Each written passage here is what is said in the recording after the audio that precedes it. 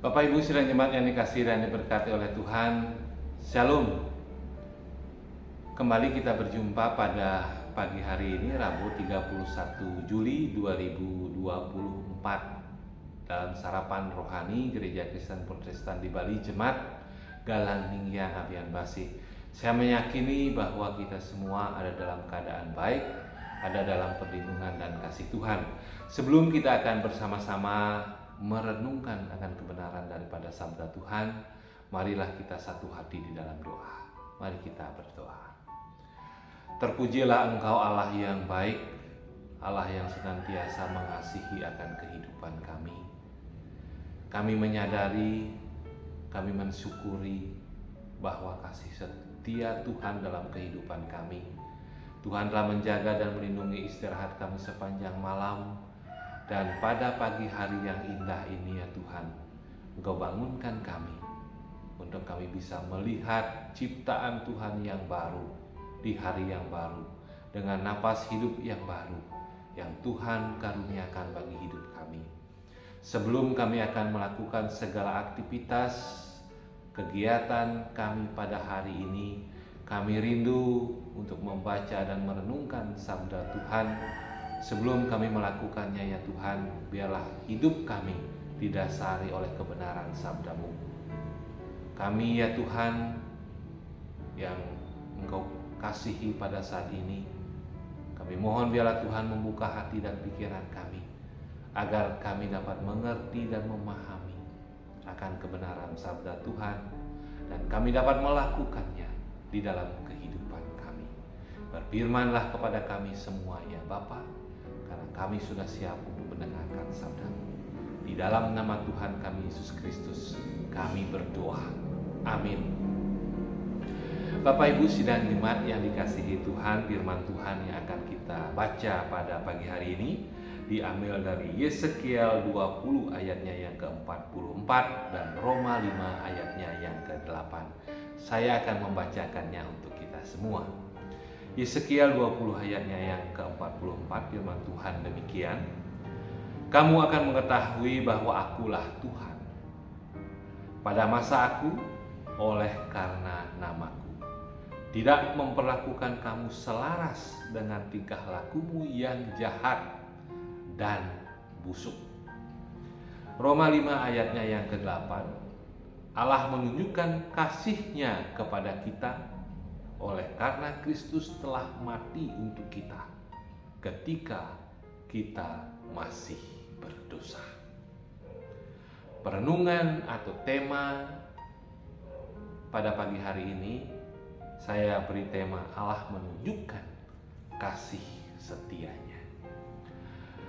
Bapak Ibu yang dikasihi oleh Tuhan Yesus Kristus, firman Tuhan pada pagi hari ini diawali dengan peristiwa tua-tua Israel yang datang menghadap Yesekiel untuk meminta petunjuk dari Tuhan.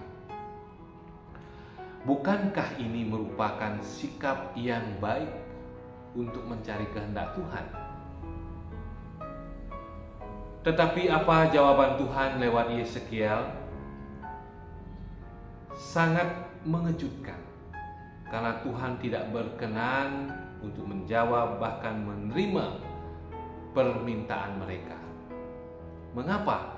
Nah, pertanyaannya sekarang, mengapa? Tuhan kemudian menyampaikan apa yang telah diperbuatnya dan juga yang telah diperbuat oleh Israel selama ini. Yaitu telah berulang kali Tuhan menyatakan kasih, Tuhan menyatakan kehendak-Nya, tetapi Israel tidak pernah satu kali pun menanggapinya dengan baik sesuai dengan kehendak-Nya. Bapak Ibu yang dikasihi Tuhan, itu artinya Allah menunjukkan bagaimana dalam sejarah Israel berulang kali Allah menunjukkan kasih dan pimpinannya dalam hidup mereka dari generasi ke generasi. Pemeliharaannya ketika mereka masih di tanah Mesir, pimpinannya ketika mereka masih di padang gurun, dalam perjalanannya ke tanah perjanjian. Sampai ketika mereka sudah menduduki tanah tersebut. Allah juga tidak lupa memberikan ketetapannya dan peraturannya kepada mereka, yang barang siapa mentaatinya maka ia akan hidup. Tetapi tidak satu kali pun Israel menanggapi dengan sungguh-sungguh kasih dan kehendak Allah ini. Berulang kali mereka menyakiti hatinya dengan berbalik kepada Allah lain, sehingga Allah murka dan bermaksud menjatuhkan hukuman kepada mereka. Bapak Ibu yang dikasihi Tuhan, sebenarnya apakah yang Allah kehendaki? Ini pertanyaan lagi bagi kita.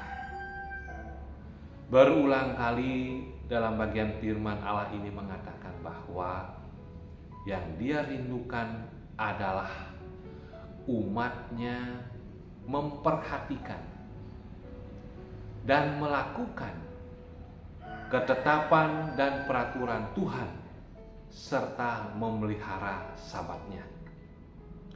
Bapak Ibu yang dikasihi dan diberkati oleh Tuhan, pelajaran dari sejarah Israel ini menjadi peringatan buat kita sekalian.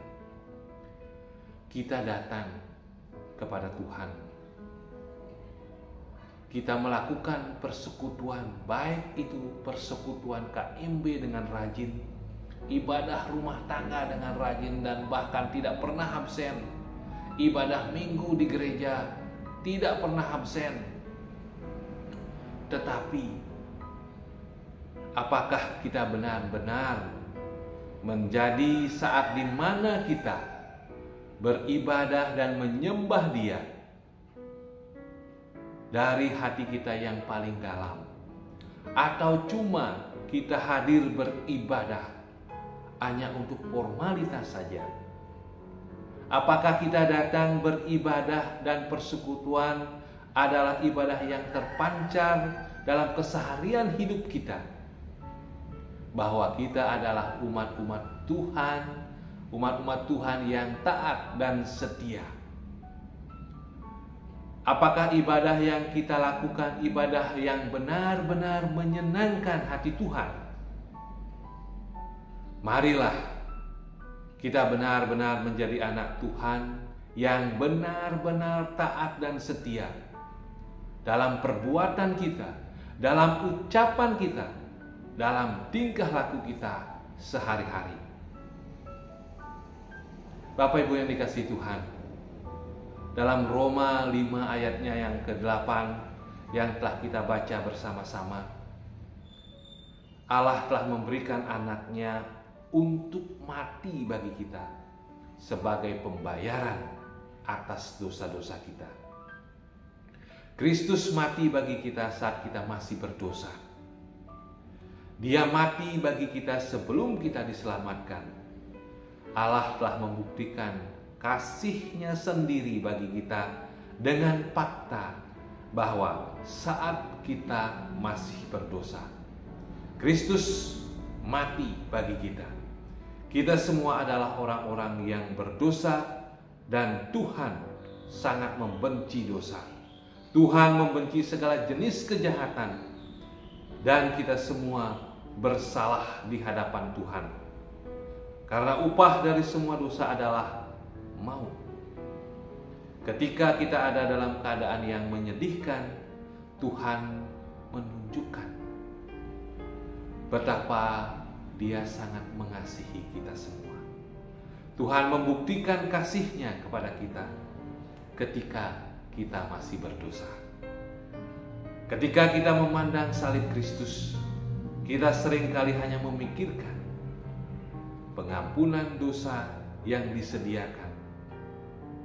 Dan kita atas pengampunan dosa kita itu menjadi satu-satunya anugerah kasih karunia yang kita terima. Itu pasti akan membuat sukacita yang kekal dalam kehidupan kita. Namun Allah merencanakan jauh lebih banyak lagi bagi kita melalui kematian Kristus. Karena kita dibenarkan dan dijadikan orang benar, dikuduskan dan dimuliakan. Kita diangkat menjadi anak-anak Allah.